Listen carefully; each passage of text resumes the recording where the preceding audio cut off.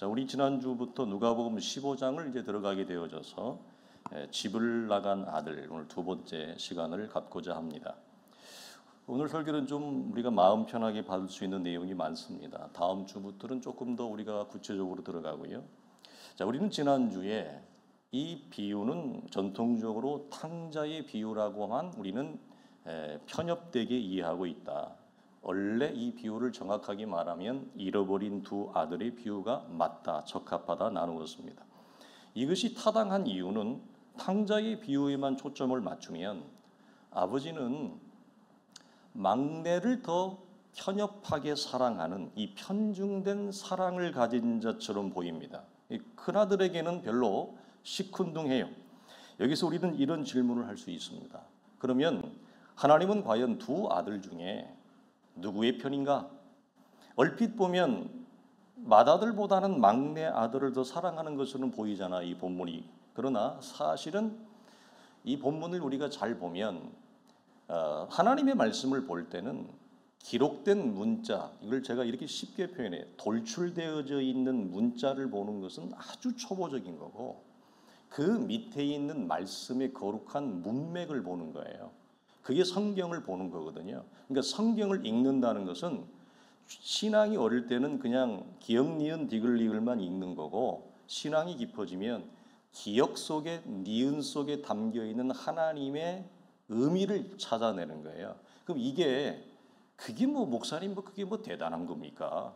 그게 뭐 이렇게 치부할 수 있는 분이 있다면 그분은 좀 그렇습니다. 제가 말을 아끼는데 이게 무슨 말이냐? 기록된 계시의 말씀을 통해서 돌출된 문자 밑에 숨겨놓은 하나님의 의미와 영적인 내용과 살과 일하심을 볼 수 있는 실력은 그게 그대로 어디로 갈까요? 성경을 덮으면 우리의 일상이 펼쳐집니다. 직장이 펼쳐집니다. 내가 만나는 모든 사람이 펼쳐집니다. 내가 겪는 모든 삶의 현장이 펼쳐지죠. 그 속에서도 그게 동일하게 연결됩니다. 이게 여러분 기독교 신앙의 능력이에요. 이게 하나님과의 관계에서 갖는 실력이에요. 그래서 하나님의 말씀을 내가 안 읽는 것이 그게 대수인가? 천만의 말씀입니다. 그것은 내가 겪는 모든 일 속에서 하나님이 나에게 말씀하시고 나를 통해서 담아내시고 풀어가려고 하는 하나님의 일하심을 보는 거예요. 이게 뭘까요? 이걸 우리는 분별이라 그럽니다. 그러니까 그 분별의 안목이 없으면 내가 겪는 어려운 일을 겪고 힘들기만 하는 것입니다. 답답하기만 하는 거지. 도망가고만 싶은 거죠. 그래서 오늘 말씀도 기록된 계시만 돌출된 것만 보면 하나님은 이 아버지는 막내 아들을 편드는 것처럼 보이잖아요. 그런데 전혀 그렇지 않다. 하나님은 그 누구의 편도 아니다. 누구의 편도 아닙니다. 맏아들 편도 아니고 막내 아들 편도 아니에요. 둘 다를 하나님은 사실은 편드는 거죠. 우리 모두를 위한 하나님이기 때문에 그렇습니다. 그래서 성경이 우리에게 말하고 싶은 것은 우리 다음 주에 더 진지하게 들어가겠습니다만 두 아들 모두 아버지를 떠났습니다. 누가복음 15장에 누가가 말하고 싶은 건 뭐냐면 막내 아들이나 큰 아들이나 다 집을 떠난 사람들이에요. 그래서 두 아들이 잃어버렸다 이렇게 얘기를 하는 거예요. 어떻게 떠났습니까? 막내 아들은 대놓고 떠났죠. 이 녀석은 성깔이 고약해요. 우리가 자녀를 키워보지만 내 배로 낳았지만 나와 전혀 다른 정체성을 가진 생명체가 나오지 않습니까? 아이들이 잘하잖아요. 나랑 똑같다고 생각하면 곤란하죠. 어떤 아이들은 성격이 고약한 애들이 있습니다. 부모를 안 닮는 애들도 있습니다. 그 윗대를 닮는 사람들도 있습니다. 성깔이 고약해서 대놓고 집을 나가버리는 거예요. 박차고 나가버리는 거예요. 이렇게 해서 이 친구는 대놓고 아버지를 떠났어요. 그러면 큰아들은 그래도 큰아들인 것 같은데 큰아들은 성깔이 막내 아들보다는 좀 보드랑한 것 같아요. 그래서 집에 있어요. 근데 집 안에 있다고 안 떠났느냐? 누가가 얘기하고 싶은 것은 큰아들은 집 안에 있는데 아버지에게서 마음이 하나도 없어요. 떠난 거예요.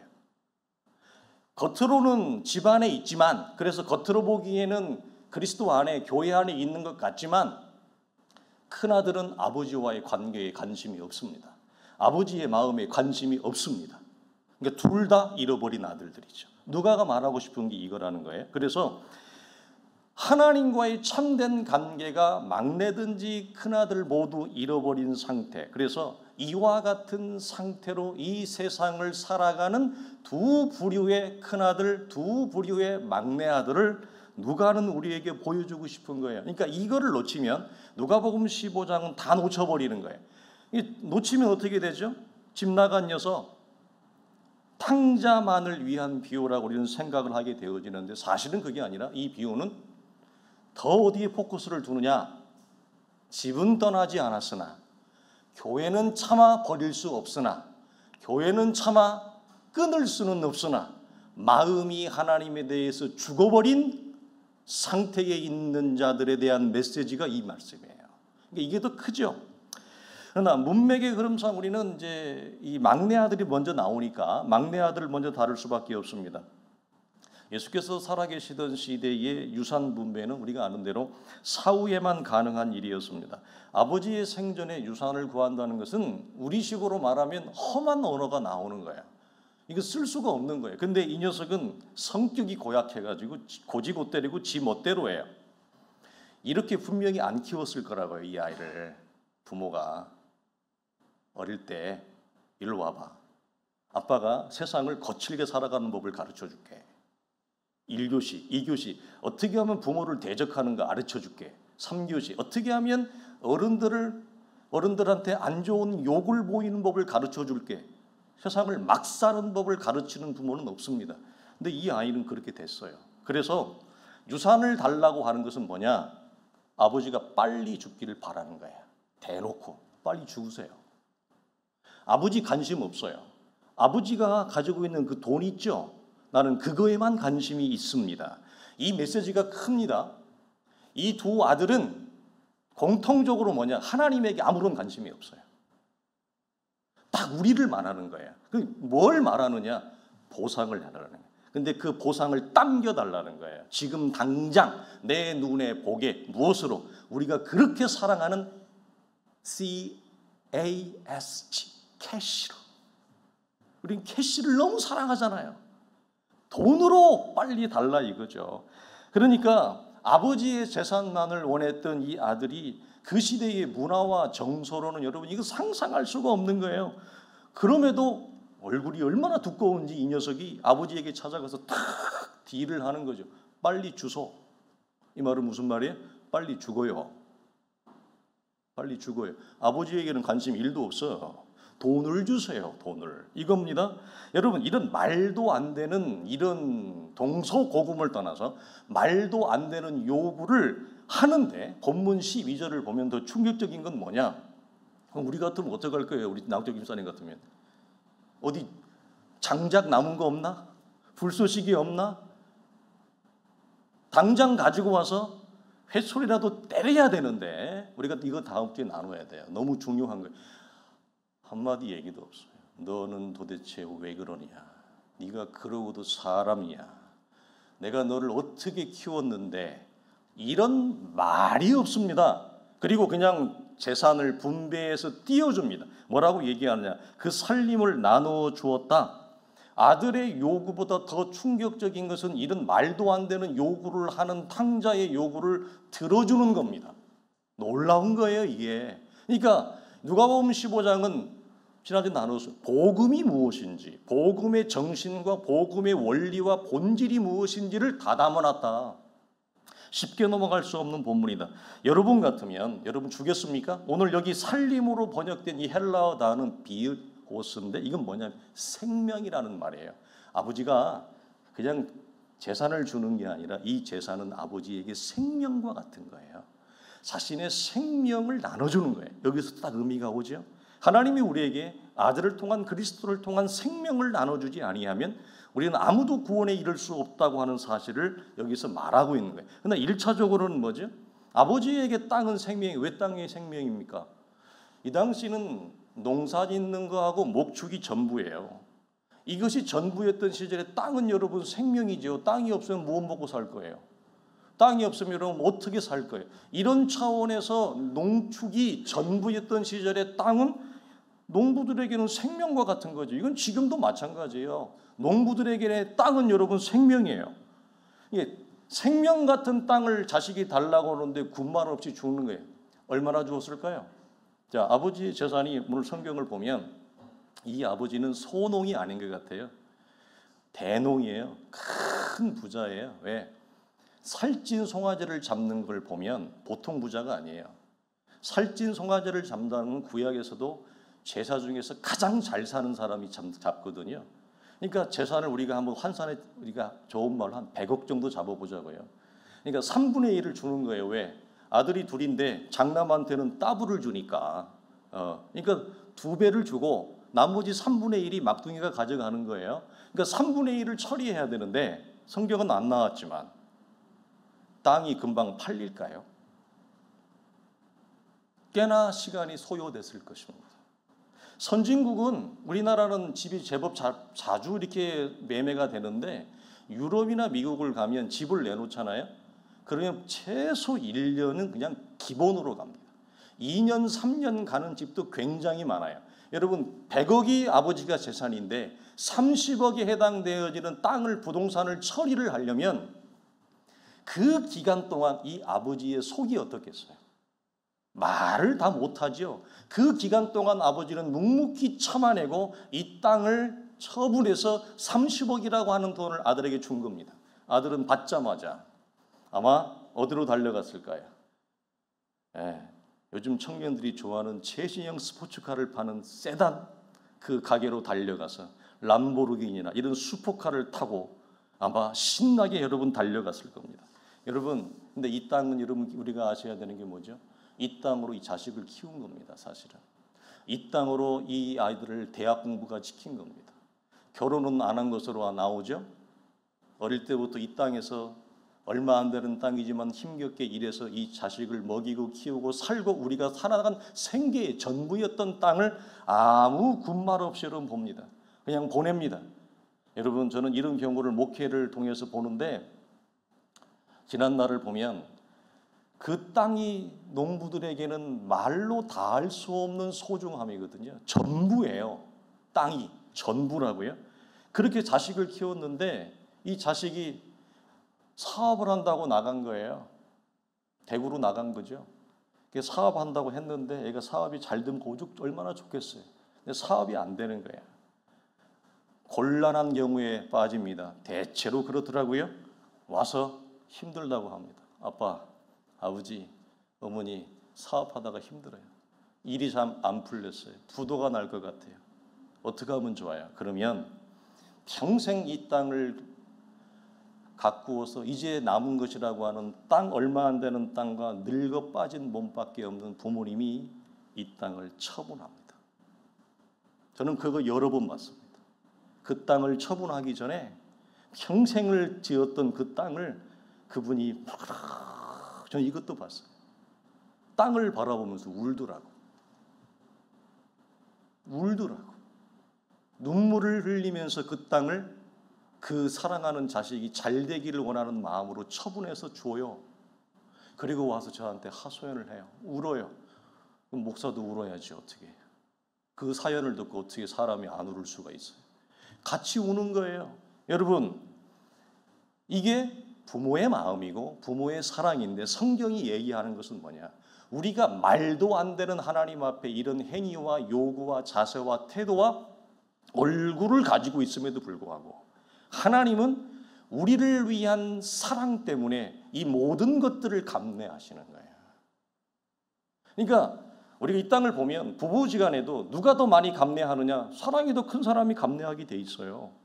누가 더 많이 희생하느냐? 더 사랑이 큰 사람이 희생하게 돼 있어요. 부모와 자녀의 관계에서는 이건 뭐 말할 게 없죠. 왜 우리 부모가 여러분 희생하고 여러분 많은 것을 감내하니까? 자식의 입장에서는 상상할 수 없는 사랑의 크기를 부모가 가지고 있거든요. 왜 말도 안 되는 자기의 아들을 죽이면서까지 우리를 향한 하나님의 사랑과 구속의 역사가 크냐? 우리는 상상할 수 없는 크기의 사랑을 하나님은 우리를 향해 가지고 계시고 우리는 그 사랑이 이해가 안 되는 거예요. 그래서 오늘도 보지만 사랑에는 계산이 없어요. 여러분, 사랑에는 어떤 보상을 기대하지도 않습니다. 보상하는 마음이 왜 있느냐? 많은 성도들이 이 땅을 믿음으로 살아가면서 많이 넘어지는 것 중에 하나, 섭섭병에 걸리는 것 중에 하나가 뭐죠? 내가 하나님 앞에 이만큼 했는데, 내가 이렇게 힘들게 이렇게까지 했는데 하나님이 나에게 아무런 삶의 현실적인 보상을 안 해준다는 거예요.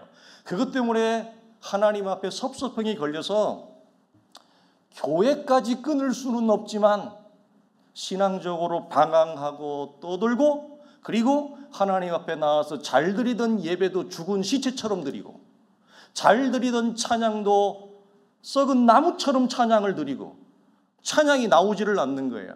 하나님 앞에 예배하고자 하는 그 마음의 욕망이, 욕구가, 영적인 의욕이 일어나지 않는 경우가 굉장히 많아요. 그 이유는 왜 그렇죠? 우리는 하나님이 나를 구원하신 하나님의 사랑보다는 내 입장에서 내가 이것 한 것, 여기까지 한 것, 이렇게 수고한 것, 그럼에도 불구하고 하나님이 나에게 물질적으로 보상을 안 해준다고? 내 인생을 열어주지 않는다고? 풀어주지 않는다고? 어떻게 그럴 수가 있어? 그러면 하나님, 내가 이렇게 한 것은 뭡니까? 이건 뭐죠? 우리는 하나님을 사랑한다고 말은 하지만 철저히 계산적인 사랑이 밑에 깔려 있는 거예요. 철저히 나에게 기울어진 이기적인 사랑이 내 안에 잔뜩 있기 때문에 하나님을 향해서 맨날 우리는 보상을 요구하는 것입니다. 이게 하나님의 사랑과 우리의 사랑이 근본적으로 다른 거예요. 이 땅에서 말하자면 부모님의 사랑과 자식의 사랑이 클래스가 다른 거예요. 그래서 부모는 자식을 사랑할 때 계산을 않잖아요. 부모는 자식을 향해 내어줄 때 보상을 기대하지 않습니다. 그 보상을 기대하면 약간 좀 떨어진 부모예요. 그냥 주는 거예요. 부모는. 부모의 자리는 그냥 주는 거예요. 밑도 끝도 없이 주는 거예요. 수없는 실망과 수없는 마음의 속썩임을 당해도 태양이 우리를 향해 비추듯이 그 빛을 주는 거예요. 그게 부모의 자리예요. 근데 왜 부모가 힘들죠? 이게 너무 힘든 거예요. 우리는 부모지만 이 마음이 별로 없거든. 뭐라고요? 부모가 되었지만 하나님이 나를 향하여 갖는 그 탕부 하나님의 마음이 별로 없어요.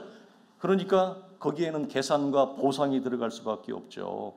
그러니까 부모의 사랑은 여러분 보상을 기대하지 않아요. 그러니까 하나님도 우리에게 마찬가지, 사실 이런 차원에서 하나님 우리에게 정말 기대하는 건 뭐죠? 하나님의 마음을 아는 것입니다. 자식이 부모의 마음을 아는 것입니다. 근데 그때쯤 되면 대부분 부모님은 안 계시거든. 내가 부모의 마음을 알 때쯤 되면 부모님은 안 계세요.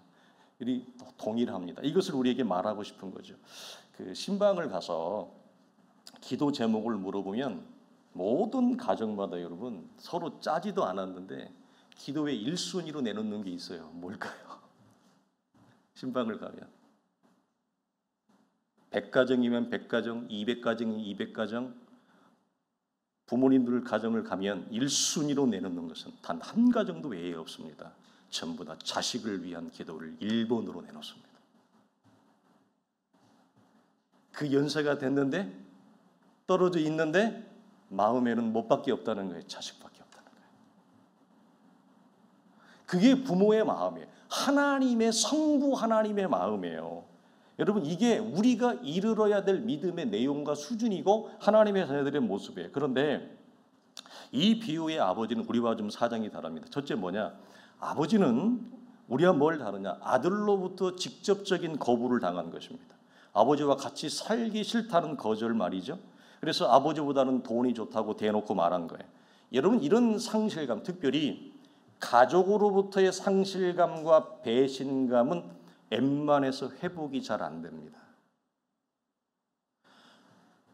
직장에서 상사나 동료를 통해 상실감을 받은 것과 가족 관계에서 특별히 부모와 자녀의 관계에서 자녀가 부모를 거절한 이 거절감과 상실감은 굉장히 오래 갑니다. 회복하는 데 시간이 굉장히 많이 걸려요. 이 아버지는 이걸 당한 거예요. 그러니까 가장 가까워야 될 관계잖아요. 가장 마음 편하게 터놓고 얘기해야 될 관계가 완전히 단절돼 버린 거죠. 자식인데 왼수가 된 거예요. 그래서 하나님은 로마서나 성경 전체를 보면 하나님과 우리 사이에 예수 그리스도의 보혈로 우리는 한 자녀가 되어진 이 혈연의 관계인데 그것이 있기 전에 우리가 무슨 관계였다? 하나님 앞에 우리가 원수 관계였다. 진노 관계였다. 왜 하나님과 우리의 원수 관계? 그 마음에 단순한 답을 얘기하면 하나님의 마음을 하나도 몰라요. 내 입장만 얘기하는 거야. 그래서 몇 달 전에 했던 설교 기억하십니까? 하나님 내 형편과 처지가 이렇다고요. 그런데 나한테 내 입장과 나에게 기울어진 처지와 조건만을 가지고 하나님 앞에 계속 거래식으로 딜링을 해나가는 것은 하나님을 섬기는 믿음의 여정이 아니라 그건 우상이에요. 그것이 여호와 우상이에요. 근데 우리는 그것이 하나님을 섬기는 거라고 착각할 수도 있다는 거예요. 두 번째, 이 사람은 이웃과 지역 사이에 따가운 눈총을 받았습니다. 이건 있을 수가 없는 일이에요. 2000년 전에 이건 제가 어릴 때만 해도 있을 수가 없어요. 제가 어릴 때만 해도 한국 사회는 굉장히 보수적이었거든요. 전통적이었거든요. 동네 지나가다가 어른한테 인사 안 하면 당장 불러다가 너 네 집 자식이냐? 너 네 집 자식이길래 어른을 보고도 인사도 못해? 당장 어른들이 뭐라고 했어요? 제가 어릴 때만 해도. 그러니까 2000년 전에 이 상태는 지역과 이웃들에게 이 집안은 말도 안 되는 여러분 공격과 따가운 눈총을 받은 거예요. 세상에 돈만 잘 벌으면 뭐해? 농사만 많이 지으면 뭐해? 세상에 자식 교육을 어떻게 했길래 애가 저 모양이래. 부모도 못 알아보잖아. 부모가 빨리 죽기를 바라는 거 아니야. 세상에 부모가 살았는데 말이야. 이런 거죠. 유산을 달라고 그랬대. 저게 인간이야? 저게 사람이야? 애를 어떻게 키웠길래 애가 저 모양이 돼서? 그러면 그 애가 욕먹는 거예요? 부모가 욕먹는 거예요? 부모가 욕먹는 거예요. 이 아버지는 지역사회와 이웃에게 따가운 눈총을 받아야 되죠. 셋째는 뭐냐? 아버지는 생명과도 같은 땅도 잃고 자식도 잃은 거예요. 돈도 잃고 자식도 다 잃어버린 거예요.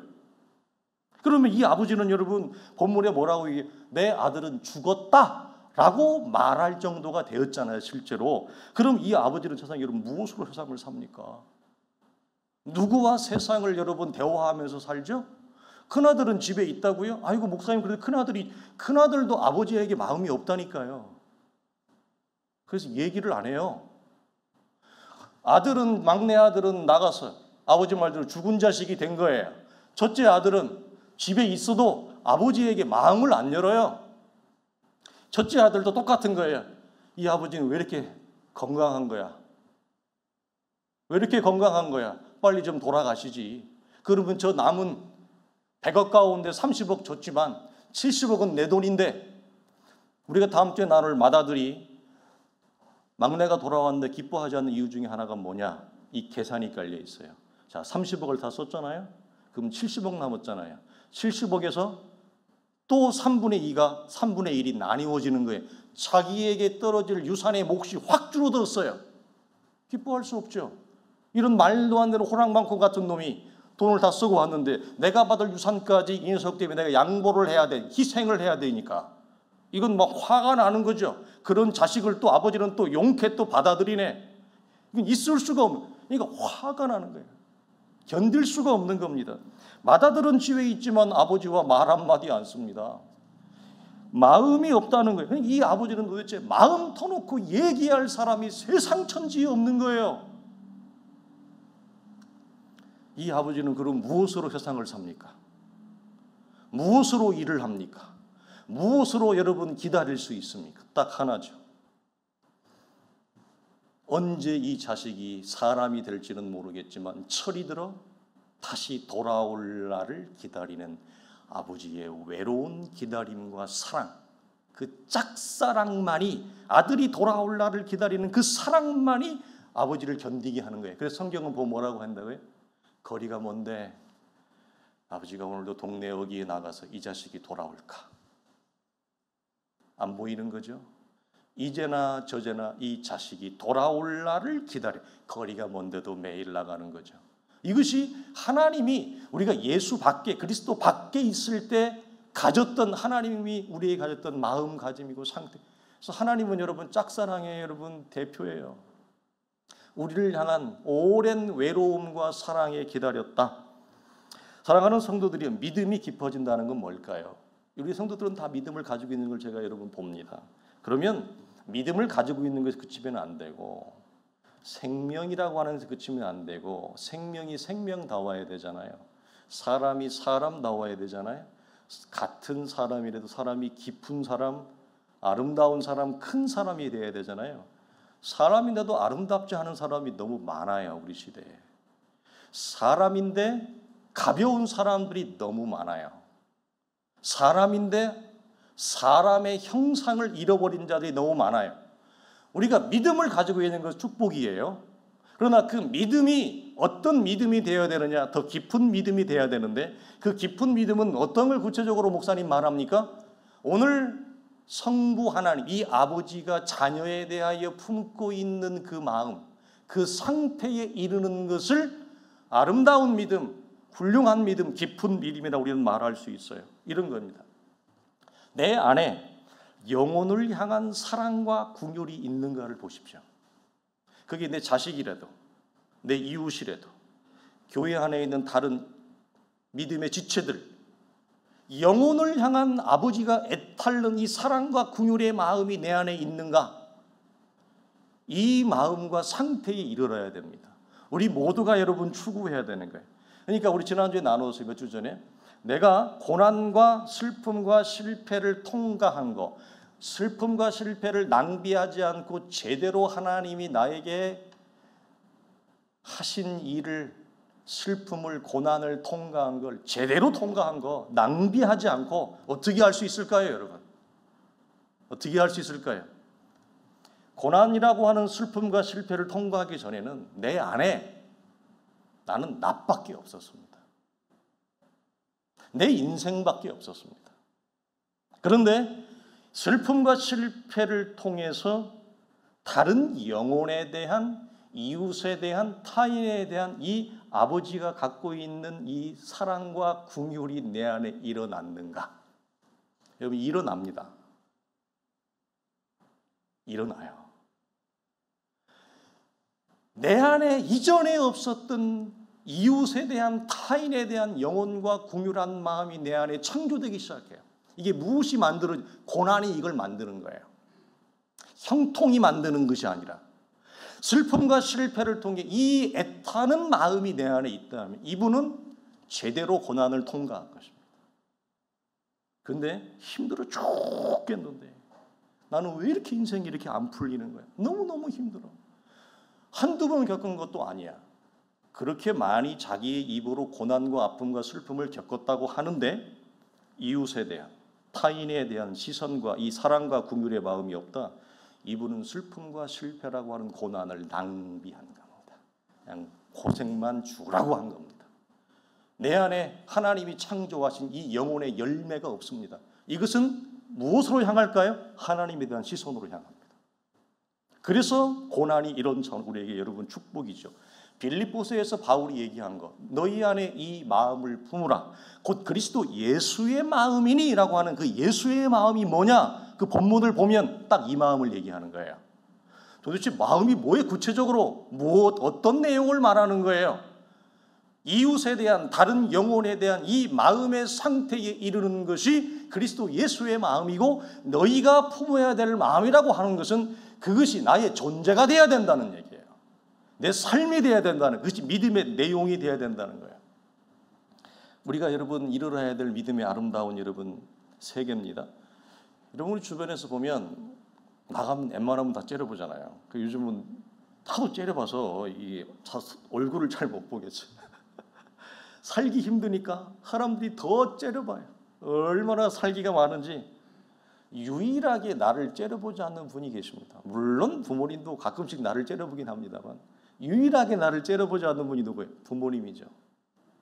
언제나 나를 맞아줍니다. 그것도 따뜻하게. 따뜻한 눈빛과 표정으로. 여러분 집에 가면 여러분은 참 행복한 거예요.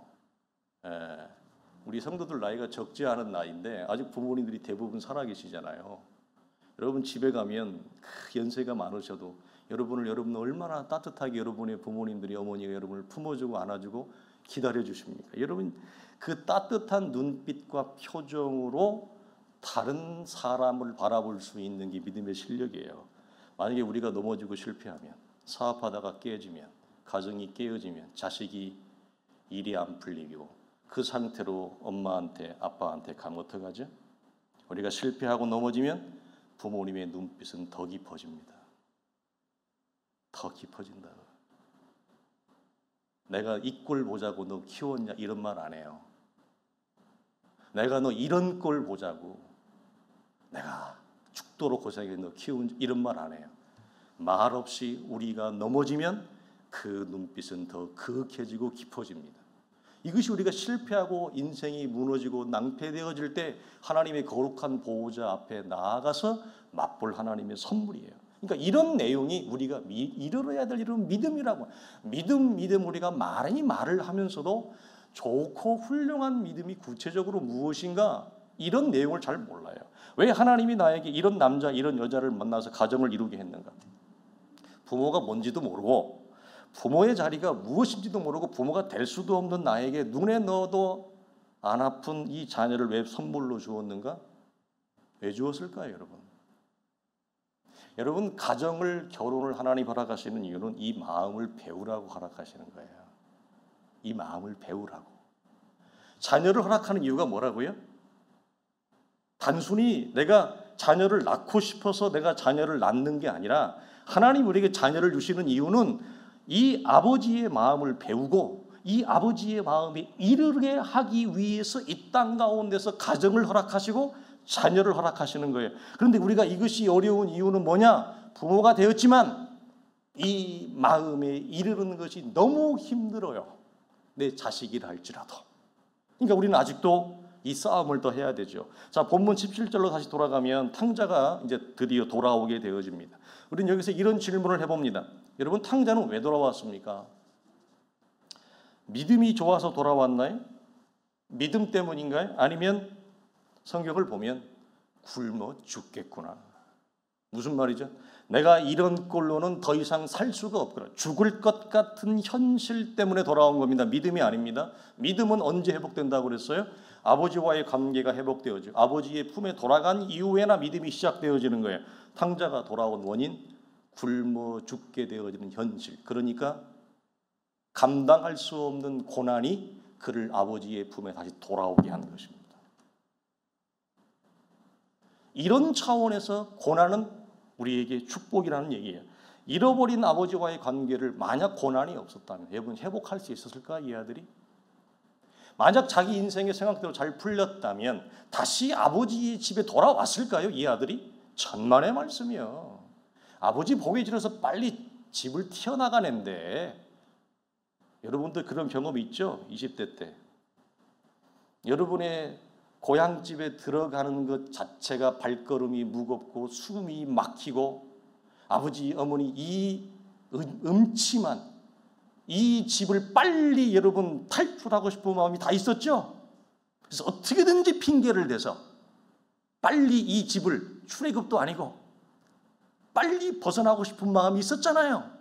네? 그런데 그런 마음으로 나가서 내가 손 대는 것마다 잘 되고 가는 데마다 형통하고 복을 받고 물질이 막 그냥 하늘이 쏟아지듯이 물질이 쏟아지고 그러면 여러분 우리가 과연 이 자리에 있을까요? 과연 여기에 있을까요? 여러분 그렇지 않습니다. 그래서 이런 차원에서 풀리지 않는 내 삶은 하나님의 일하심이 내 안에 있는 하나님의 놀라운 안배죠. 그래서 어떤 사람은 고난 때문에 하나님을 떠나는 사람도 있어요. 고난 때문에 믿음을 잃어버리는 사람도 있고 그러나 반대도 있죠. 형통한데 하나님을 떠나요. 자, 우리 지금 집사님들의 표정과 마음을 보면 우리의 믿음에 같이 있으니까 내가 원하는 물질적이고 형통적인 것들이 좀 이렇게 좀 인생은 한 방인데 좀 한 방이라도 좀 열어져서 좀 물질이 좀 확 쏟아지면 좋겠다. 그런 마음이 여러분 누구에게나 있습니다. 그런 마음으로 지난주에 또 복권을 샀는지도 모르죠. 연금 복권을 샀는지도 모르고 로또를 한번 쏘았는지도 모르겠지만 여러분 형통하면 더 예수 잘 믿겠죠. 내가 원하는 대로 좀 쫙 풀리면 예수 저 잘 믿을 수 있겠죠. 아니, 대답을 해요. 그럼 얼마나 좋을까요? 아마 제가 믿기로는 우리 성도들은 이제 지난 7년 동안 아무도 하지 않으려고 하는 이 시대의 교회 개척. 참 두 번 말해서 많이 아프지만 목회자들도 개척을 하지 않으려고 하는 시대. 누가 개척을 하려고 합니까? 기존교회도 안 되는데. 목사도 싫어하는 길을 성도들이 동참해서 7년을 훈련을 받았. 이런 정도니까 이제는 하나님이 물질의 복을 주고 형통의 복을 주어도 신앙생활을 더 잘할 줄로 믿습니다. 할렐루야. 이런 거에는 아멘 잘하네. 그런데 반대도 있을 수 있잖아요. 인생이 잘 풀렸는데 그것 때문에 하나님 떠날 수도 있어요. 그래서 우리 지난주에 나누었듯이 인생의 모든 일은 양면성을 가지고 있다. 좋은데 안 되기도 하고 좋은데 넘어지기도 하고. 그러니까 오늘 본문 보면 막내 아들이 돌아왔잖아요. 어쨌든 형제라고 딱 둘밖에 없는데 형이 돼가지고 이 자식이 죽었다가 돌아왔는데 거짓골로 해가 돌아왔단 말이에요. 그러면 물론 미웃고 그런 마음도 있겠지만 이 형의 마음에서는 어떻게 하죠? 기뻐해야 되는데 기뻐하지 못해요. 자, 기쁜 일을 보고 생명이 죽었다가 다시 살아나는 이 일을 보고 누가복음 15장에 보면 잃어버린 양을 찾은 기쁨의 감격을 뭐라고 표현하느냐? 99마리 99대 1을 얘기. 하나님의 나라의 기쁨이 이와 같다라고 얘기를 하는데 이 형은 전혀 기쁜 일인데 기뻐하지 못하는 것은 이게 무슨 말이냐? 인생이 잘 풀려면 예수를 더 잘 믿어야 되는 것이 정상인데 인생이 잘 풀렸는데 예수를 떠나더라는 말이에요. 이 말이 여러분 얼마든지 우리가 그럴 수 있습니다. 얼마든지. 그래서 이 두 자녀는 그럼 왜 이런 삶의 형태와 이런 삶의 모양을 가지고 제각각 자기 고집대로 자기 방식대로 아버지와의 관계가 다 떨어졌느냐? 왜 그럴까요? 병들었기 때문에 그렇습니다. 집안에 있지만 아버지와의 참된 우정과 대화를 나누는 상태가 아닙니다. 즉 병들었습니다. 병든 상태에 있으면 기쁜 일을 봐도 기뻐하지 않습니다. 병든 상태에 있으면 영적으로 일이 잘 풀리고 형통해도 하나님을 떠납니다. 둘 다 영적으로 지금 단절과 고립과 영적인 어두움과 병든 상태에 있기 때문에 각자의 방식으로 각자의 스타일로 아버지를 떠난 것입니다. 그리고 각자의 스타일로 기쁜 일을 봐도 기뻐하지 않는 것입니다. 즉 내게 닥치는 사건과 현실을 통해 하나님이 일하시려고 하는 걸 전혀 못 봐요. 그래서 늘 강조하지만 이 두 아들의 인생에서 두 아들의 세계에서 아버지는 없습니다. 무슨 말입니까? 나밖에 없다는 얘기예요. 악인의 특징은 뭐라고요? 인생에 나밖에 없어요. 잠언과 전도서가 말하는 악인이 뭐냐? 인생에서 자기밖에 없어요. 의인은 이웃을 봐요. 의인은 하나님을 봐요. 시선이 자기에게만 몰려 있느냐? 이웃을 보고 하나님을 보는 시선이 있느냐? 이게 의인과 악인을 가르는 대단원이에요. 두 아들은 공통적으로 하나님이 없습니다. 시선이 없습니다. 그래서 맏아들이 화를 낸 것도 이것 때문에 그래요. 아버지의 마음에 대한 시선이 없어요. 그러니까 기쁜 일인데 기뻐하지 못하는 것입니다. 여러분 마지막으로 탕자의 입장에서 보면 탕자가 여러분 돌아올 수 있었던 우리는 쉽게 은혜라고 말을 합니다. 그러나 여러분 조금 더 구체적으로 들어가면 탕자가 돌아올 수 있는 이 탕자의 입장에서 보면 유일하게 본문에서 찾을 수 있는 유일한 단서가 있어요. 그게 뭐죠? 아버지의 집과 아버지의 품을 기억해낸 겁니다. 무엇이 그걸 기억하게 했습니까? 죽을 것 같은 현실이. 그래서 고난이 은혜입니다. 죽을 것 같은 현실이 까맣게 잊고 살았던 아버지의 집과 아버지의 품을 기억하고 다시 돌아가려고 하는 그 마음이 일어난 것입니다. 성경에서 가장 많이 나오는 문장은 두려워하지 말랍니다. 신구약 성경 전체를 가리켜서 우리 인생을 향한 하나님의 가장 강력한 메시지는 뭐냐? 두려워하지 말라. 그럼 두 번째는 뭐냐? 내가 네게 베푼 은혜를 잊지 말고 기억하라. 두 개입니다. 이 두 문장만, 두 말씀만 가지고 오른쪽에 Do not be afraid of your life. 내 인생을 두려워하지 말고 Don't forget what God has done for you. Remember. 하나님이 우리에게 행하신 일을 기억하는 거. 두려워하지 말라. 왼손에는 하나님의 은혜를 잊지 말라. 기억하라. 이 두 가지만 가지고 우리 이 땅을 살아가도 이 땅을 걸어가며 우리 앞에 수없이 닥치는 삶의 자초, 장애물, 무너뜨리는 모든 것에서 우리는 여러분 견딜 수 있는 힘을 받습니다. 우리 사랑하는 성도들이 이 하나님의 말씀에서 우리에게 주어진 삶의 현실을 넉넉하게 이겨내길 수 있기를 주님의 이름으로 축원합니다.